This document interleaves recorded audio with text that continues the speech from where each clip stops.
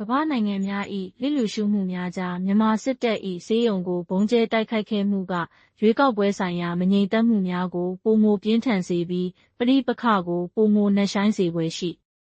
ဒီဇင်ဘာ2025ယခုလအတွင်းပြုလုပ်မဲ့အထွေထွေရွေးကောက်ပွဲမတိုင်မီရက်ပိုင်းလိုမှာမြန်မာစစ်တပ်ကရခိုင်ပြည်နယ်ထဲကဆေးရုံတစ်ရုံကိုလေကြောင်းကနေတိုက်ခိုက်ခဲ့တာဟာနယ်မြေပိုမိုစိုးမိုးဖို့နဲ့မဲဆန္ဒရှင်ပြည်သူတွေကိုခြိမ်းခြောက်ဖို့ရည်ရွယ်တာဖြစ်ပြီး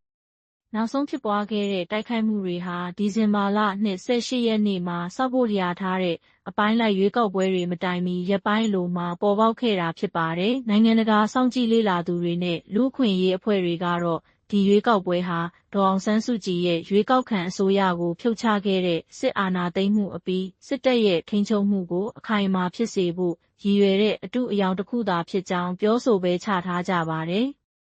Associated Press သတင်းဌာနကကိုးကားဖော်ပြတဲ့ဒေသခံကယ်ဆယ်ရေးသမားတဦးရဲ့အဆိုအရအဲ့ဒီတိုက်ခိုက်မှုကြောင့်လူနာတွေဆေးဘက်ဆိုင်ရာဝန်ထမ်းတွေနဲ့ကလေးငယ်တွေအပါအဝင်လူပေါင်း30ကျော်သေဆုံးခဲ့ပြီး80ခန့်ဒဏ်ရာရရှိခဲ့ပါတယ်။စစ်အုပ်စုထိန်းချုပ်ထားတဲ့နိုင်ငံပိုင်မြန်မာအလင်းသတင်းစာမှာတော့လက်နက်ကိုင်အဖွဲ့တွေဟာအဲ့ဒီဆေးရုံကိုစစ်အခြေစိုက်စခန်းအဖြစ်အသုံးပြုနေကြောင်းစစ်တပ်ရဲ့ထုတ်ပြန်ချက်ကိုကိုးကားပြီးဖော်ပြထားပါတယ်။အင်အားကြီးနိုင်ငံတွေကတော့သူတို့ရဲ့ကိုယ်ပိုင်စီးပွားရေးနဲ့မဟာဗျူဟာမြောက်အကျိုးစီးပွားတွေကြောင့်လျစ်လျူရှုထားကြကြောင်းလေ့လာဆန်းစစ်သူများကဆိုပါတယ်။ပြီးခဲ့တဲ့သတင်းပတ်ဗုဒ္ဓဟူးနေ့ကရခိုင်ပြည်နယ်အနောက်ပိုင်းမြောက်ဦးမြို့ကဆေးရုံတစ်ရုံကိုလေကြောင်းတိုက်ခိုက်ခဲ့မှုနဲ့ပတ်သက်ပြီးအဲ့ဒီနေရာကိုစစ်အခြေစိုက်စခန်းအဖြစ်အသုံးပြုနေတဲ့လက်နက်ကိုင်အဖွဲ့တွေကိုပြစ်မှတ်ထားတဲ့စစ်စင်ရေးတစ်ခုဖြစ်တယ်လို့စစ်အုပ်စုကလိမ်လည်ပြောဆိုခဲ့ပါတယ်။